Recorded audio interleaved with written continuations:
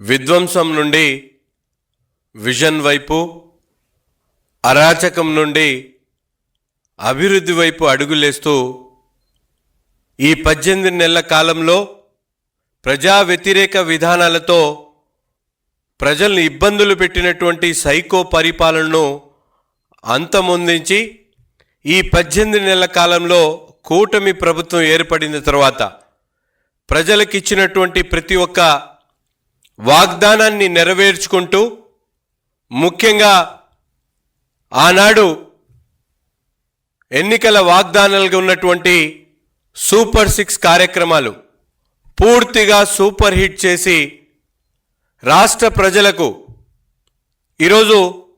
కూటమి ప్రభుత్వం ఒక మంచి ప్రభుత్వం, చెప్పినటువంటి ప్రతి ఒక్క వాగ్దానాన్ని కూడా నెరవేర్చేటువంటి క్రమంలో ఈ ప్రభుత్వం ముందుకు సాగుతున్నటువంటి పరిస్థితులు ఉన్నాయి. ముఖ్యంగా ఆనాడు జగన్మోహన్ రెడ్డి గారు అమ్మఒడి పేరుతో రాష్ట్రంలో చదువుకుంటున్నటువంటి ప్రతి ఒక్క బిడ్డకు కూడా 15,000 రూపాయలు ఆర్థిక సహాయం చేస్తానని చెప్పి నమ్మబలికి అధికారంలోకి వచ్చినటువంటి పరిస్థితులుంటే, ఈరోజు తల్లికి వందనం పేరుతో కూటమి ప్రభుత్వం చంద్రబాబు నాయుడు గారి నాయకత్వంలో ఏ విధంగా చెప్పినటువంటి మాటను కట్టుబడి ఇంట్లో ఉన్నటువంటి ప్రతి బిడ్డ కూడా చదువుకోవాలి, విద్య ప్రతి ఒక్కరి హక్కుగా భావించి ఈరోజు పెద్ద ఎత్తున తల్లికి వందనానికి సంబంధించి 67 లక్షల మందికి దాదాపు 8,745 కోట్ల రూపాయలు ఈరోజు ఈ ప్రజాప్రభుత్వం ఖర్చు చేసినటువంటి పరిస్థితులు. అంతేకాకుండా ఆనాడు 2,000 ఉన్నటువంటి పెన్షన్ని అధికారంలోకి రాగానే అవ్వాతాతల కోసం 3,000 చేస్తానని చెప్పి అబద్ధాలు మాట్లాడినటువంటి సైకో జగన్ ఒకవైపు ఉంటే, ఈరోజు చెప్పినటువంటి మాటకు కట్టుబడి రాజకీయాలంటే కేవలం మాటలు కాదు, ప్రజలకు చెప్పినటువంటి మాటల్ని నెరవేర్చేటువంటి నాయకుడిగా చంద్రబాబు నాయుడు గారు రాష్ట్రం ఎన్ని ఆర్థిక ఇబ్బందుల్లో కూడా ఉన్నా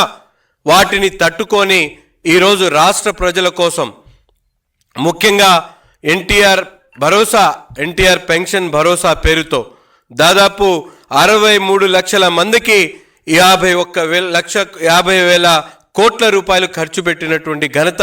ఈ కూటమి ప్రభుత్వానిది. ముఖ్యంగా మహిళలకు ఉచిత బస్సు వాగ్దానం చేసి స్త్రీ శక్తి పథకం ద్వారా ఈరోజు వరకు దాదాపు 10 కోట్ల మంది ప్రయాణికులుగా ఈరోజు మహిళలు ప్రయాణం చేసి 1,200 కోట్ల రూపాయలు ఈ స్త్రీ శక్తి పథకం కింద ఖర్చు చేసినటువంటి పరిస్థితులు. కానీ అంతేకాకుండా మనందరికీ కూడా తెలుసు, ఈరోజు దీపం పథకం ప్రతి మహిళకు కూడా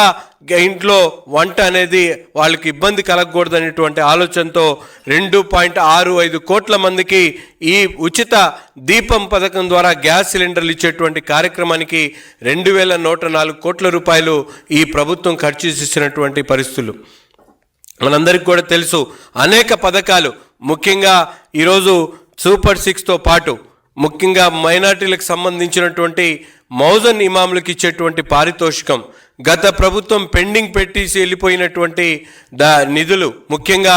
మౌజన్లకు సంబంధించినటువంటి 10,000 ఇచ్చేటువంటి కార్యక్రమం కానీ, అలాగే ఇమాములకు ఇచ్చేటువంటి 10,000 కానీ ఈరోజు మన ప్రభుత్వంలో దాదాపు 90 కోట్ల రూపాయలు విడుదల చేసినటువంటి కార్యక్రమం కానీ, అలాగే పురోహితులకు సంబంధించినటువంటి రెమ్యునరేషన్ ఏదైతే ఉందో వాళ్ళకి ఇచ్చేటువంటి 15,000 రూపాయల దగ్గర నుండి ముఖ్యంగా నాయి బ్రాహ్మణుల కోసం ఈరోజు ప్రభుత్వం తీసుకున్నటువంటి అడుగులు ఒక్కసారి మనందరం కూడా ఆలోచించాల్సినటువంటి అవసరం ఉంది. 25,000 రూపాయలు నాయి బ్రాహ్మణులకు ఇచ్చేటువంటి కార్యక్రమం. అంతేకాకుండా రాష్ట్రంలో అనేక కార్యక్రమాలు ఈరోజు ఒక పక్కన మనందరికి కూడా తెలుసు, గీత కార్మికులకు సంబంధించి వాళ్ళకి లిక్కర్ షాపుల్లో ఇచ్చేటువంటి 10% రిజర్వేషన్ కానీ, అలాగే నాయి బ్రాహ్మణులు వాడుకునేటువంటి విద్యుత్ మీద సబ్సిడీ ఇచ్చేటువంటి కార్యక్రమం కానీ, అలాగే చేనేత కార్మికులకు ఇచ్చేటువంటి పెన్షన్ కానీ, ఇవన్నీ కూడా లాయర్లకు ఇచ్చేటువంటి సహాయం కానీ, అలాగే ఆటో వాళ్ళ కోసం ఖర్చు పెట్టినటువంటి డబ్బులు కానీ, రాష్ట్రంలో సంక్షేమం అంటూ ఆనాడు జగన్మోహన్ రెడ్డి గారు తన పరిపాలనలో పెట్టినటువంటి సంక్షోభం ఒక్కసారి గుర్తు తెచ్చుకోవాల్సినటువంటి అవసరం ఉంది. ఈరోజు మన ప్రభుత్వం ఏర్పడిన తర్వాత సంక్షేమం అనేది ప్రతి ఒక్కరికి కూడా అందాల్సినటువంటి విధంగా కార్యక్రమాలు తీసుకొని 70,000 కోట్ల రూపాయలు ఈరోజు రాష్ట్ర బడ్జెట్లో సంక్షేమానికి పెట్టినటువంటి పరిస్థితులు ఒక్కసారి రాష్ట్ర ప్రజలు ఆలోచించాలని చెప్పి ఈ సందర్భంగా కోరుతా ఉన్నా.